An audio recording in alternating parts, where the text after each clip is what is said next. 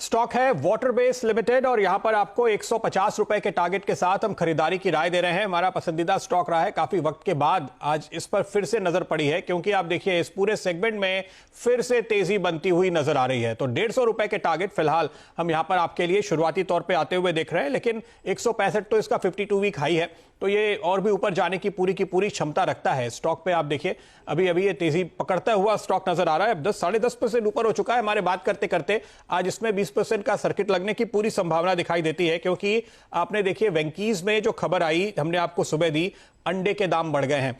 मैंने चेक किया, मीट के दाम भी बढ़ गए हैं, फिश के दाम भी बढ़ गए हैं और चिकन के दाम भी बढ़ गए हैं। तो ये सारे के सारे प्राइजेस जो पिछले दिनों गिरे थे, और ये क्यों गिरे थे, मतलब ये आप समझिए कि एक बड़े हद तक तो अंधविश्वास था। कुछ कहीं कहीं किसी देशों में कहीं कुछ सैंपल दिख गए थे जिसमें कोविड के लक्षण थे, वो भी बहुत विवादित था, लेकिन लोगों ने आमतौर पे नॉनवेज से किनारा कर लिया ये सोच के कि इसकी वजह से कोरोना फैलता है, और इसकी वजह से डिमांड आपको बहुत तेजी से टूटती हुई नजर आई। अच्छा, फिशरीज के बिजनेस में भी काफी जगह पे थोड़ी दिक्कत हुई, क्वारंटाइन वगैरह हुआ। हालांकि गांवों में आमतौर पे ये श्रिम्प कल्टीवेशन होता है तो इतना असर वहां पे नहीं पड़ा, लेकिन बड़े देशों से डिमांड कम हो गई। तो आज मैंने ये चेक करने की कोशिश की कि इस डिमांड का क्या हाल है। यूएस और चाइना ये दो बड़े मार्केट्स हैं श्रिम्प के लिए, और इन दोनों जगह से डिमांड में रिवाइवल देखने को मिला है। जो इंडियन श्रिम्प मैन्युफैक्चरर्स हैं उनकी ओर से भी ये अपडेट आ रहा है कि वो एक्सपोर्ट डिमांड में रिवाइवल देख रहे हैं, और जो दूसरे एशियन एक्सपोर्टर्स हैं जैसे कि थाईलैंड एक अहम प्लेयर है यहां पे, उनके भी एक्सपोर्ट्स में उछाल देखने को मिला है। यूएस और चाइना ये दो बड़े मार्केट खास तौर पे हैं जिनकी वजह से यूरोप में भी काफी तेजी से रिवाइवल देखा जा रहा है। इसलिए अमेरिका और यूरोप जितनी तेजी से नॉर्मलाइज हो रहे हैं, इन सारे स्टॉक्स के लिए, इन सारी कंपनीज के लिए ये उतनी अच्छी खबर है, क्योंकि वहां से बड़ी डिमांड इनकी आती हुई दिखाई देती है, और वो डिमांड अब आपको तेजी के साथ बढ़ती हुई नजर आ रही है। अच्छा, हमारी श्रिम्प कंपनीज के लिए एक दो और अच्छी चीजें हुई है, वो मैं आपको बता देता हूं। हमारा एक और इंपॉर्टेंट पार्टनर है जापान, जो कि हम इस एक्सपोर्ट करते हैं जापान को। उन्होंने कुछ क्वालिटी रिलैक्सेशंस दिए हैं ताकि इंडियन श्रिम्प का एक्सपोर्ट वहां पे ज्यादा हो पाए। ये एक अच्छी खबर आ गई। दूसरी अच्छी खबर हमारे लिए ये आई कि 20,000 करोड़ रुपए की प्रधानमंत्री मत्स्य संपदा योजना पिछले महीने 3 हफ्ते हो गए करीब प्रधानमंत्री जी ने लॉन्च की, तो उसके चलते इन कंपनीज के लिए राहत, मदद और विकास का दरवाजा खुलता हुआ नजर आएगा।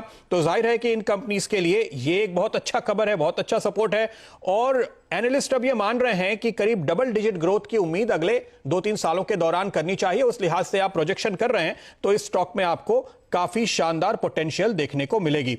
ये कंपनी खासतौर पे मैं पसंद आती रही है हमेशा से, और अभी भी आपको मुझे लगता है बहुत ही शानदार मौका ये डिप में दे रही है एंट्री लेने की, क्योंकि यहां पे जब तेजी बनती है तो लंबी और अच्छी स्विंग आप देखते हैं।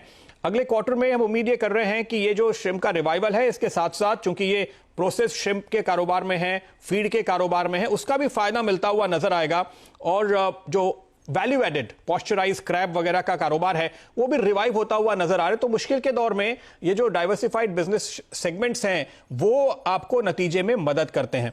एक बहुत ही स्ट्रांग आउटलुक आने की उम्मीद एनालिस्ट कर रहे हैं इस पूरे सेक्टर से, फिर चाहे वो वाटर बेस हो, चाहे वो अवंती फीड्स हो, एपेक्स फ्रोजन हो, गोदरेज एग्रोवेट हो, वेंकीज हो, इन सभी कंपनी से उम्मीद की जा रही है कि आगे का आउटलुक इस रिजल्ट के बाद बहुत ही स्ट्रांग आएगा। रिजल्ट में तो रिवाइवल की उम्मीद है ही। ये कंपनी खासतौर पर पसंद है क्योंकि ये डेट फ्री है, 27% का ROCE रखती है और 25% डिविडेंड देती है। मैं देख रहा था कि 2012-13 में इस कंपनी की नेटवर्थ थी 50 करोड़ रुपए, आज वो करीब करीब 250 करोड़ रुपए है।